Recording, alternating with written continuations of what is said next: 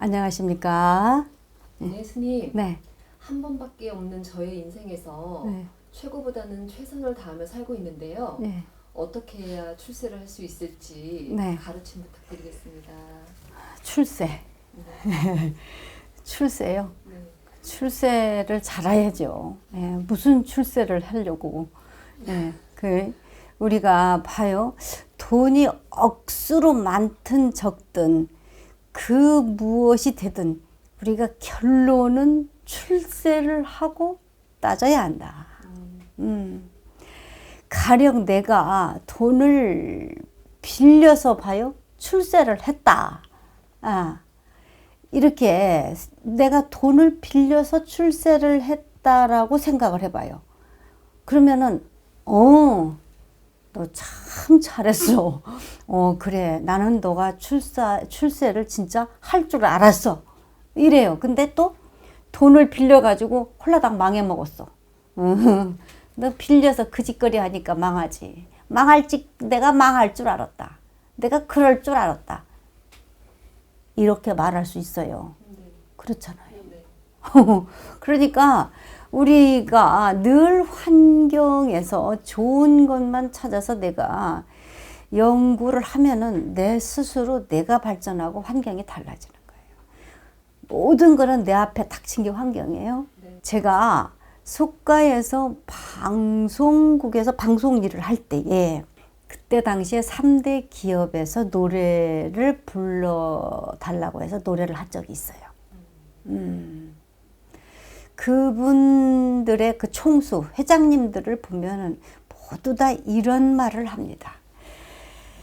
자, 기회는 언제 올지 모르기 때문에 늘 준비가 된 자세와 늘 나는 받아들이고 흡수하는 능력을 키우고 이것을 실천하는 법을 배우라는 겁니다. 저는 그 당시에 이 성공한 사람들 옆에서 그분들의 말을 듣고 그때 내가 메모를 해놨던 것들이 있는데 이 사람들 그 3대 그룹의 공통점이 있습니다. 돈을 참 요령 있게 지혜롭게 쓰는 것을 알고 있는 분들이더라 이거예요. 예, 그래서 그러니까 내가 지금 돈이 많던 적던 이 말은 이해가 내가 되지만 나는 하고 있지 않더라도 바로 실천으로 옮겨야 되는 이 얘기가 뭐냐면 이거예요.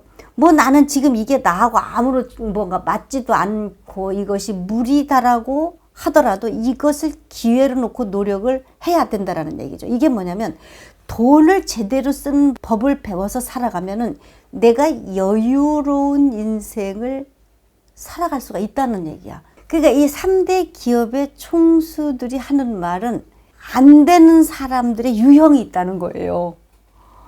그게 뭐냐? 어려운 일은 안 하고 쉬운 일만 하고 제 권위를 찾아서 남을 부리는 사람이다 이거예요. 나 잘난 것만 생각한다라는 얘기죠. 마음의 여유를 갖게 되면 쉬운 일을 어려운 일처럼, 어려운 일을 쉬운 일처럼 아니하는 듯이 겸손히 내 앞에 오는 인연을 대하고 쉬운 일은 믿고 의지하는 신뢰가 잠들지 않게 하고 어려운 일은 자신감을 잃지 않기 위해서 하는 것이다. 이것입니다. 그 다음에 또 이런 사람이 있다는 거죠. 이야기를 해도 못 알아듣는 사람.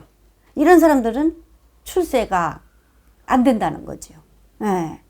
알아듣기는 해도 실천하지 않는 사람.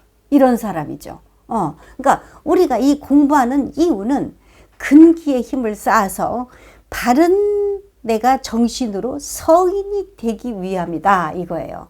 그러니까 사람이 되려면 먼저 만물과 내 앞에 온 서로 다른 사람을 존중하고 잘 나누고 소통할 때 일체 불보살님과 신장님이 힘을 실어주고 가피의 빛을 터득하게 한다라는 얘기죠. 그러고 자, 사람이 성공하는 데는 운도 그 뒤를 따라줘야 된다라는 얘기예요. 그분들의 얘기가 이게 매우 중요하다 이거죠. 그러나 그 운을 기다리는 데에 자신의 근성빼기가 끈기가 즉 둔한 맛이 있어야 된다라는 거예요. 보살님은 그 둔한 맛이 없어. 너무 잘났어. 예. 우리가 돈을 벌려면은 이게 이 머리 싸움으로는 이제 하면 안 되죠. 맑은 마음으로 내가 이게 맑게 갖추고 이 지식을 바르게 공부한 즉 철학적 사고를 갖추라는 얘기예요. 지금의 이 신지식을 공부해서 출세하려는 근성과 함께 끈기가 있어야 돼요. 그래 성공, 출세가 된다라는 얘기요. 옛날에 여기 그 선방 스님들은 이 근기가 매우 수승하셨어요. 한번 앉으면 안 일어나셔. 좌복에 방바닥에 장판하고 딱 붙어 댕긴다 멍덩이가. 근데 우리 보살님은 어떻게 해요? 그새를 못 찾고 1초에 한 번씩 일어나야 되는, 내가 다 해야 돼 뭐를. 그리고 다 뭐를 껴안으려고 하고. 자, 이러면은 이게 바로 자기를 관찰할 수 있는 시간이 안 되는 거죠. 조금 둔해야 된다. 그래야 내가 원하는 출세가 이게 좀 과속화를 붙을 수가 있다라는 거죠. 그러니까 또 경청하는 것도 남의 말을 단순히 듣는 것이 아니라 이것을 집중해서 듣는 거죠. 묵계는 장작 기성전 편에 나오는 것으로 싸움닭의 최고인 나무로 된 닭을 의미하는 겁니다. 누가 시비를 걸거나 싸움을 걸어와도 묵계처럼 참을 수 있어야 된다 이거예요. 이 회장님들은 말을 잘하는 걸 배우는 데는 2년이 걸렸지만 말도 잘해야 되잖아요. 출세를 해야 되니까. 말을 앉는 법을 익히는 데는 몇십 년을 걸렸다는 거예요. 그러니까 이제 앉는다는 건 뭐예요? 우리가 지금 공부하는 무건이죠. 무건 속에서의 나를 제대로 갖춰서 이것을 내가 공부해내려는 거잖아요.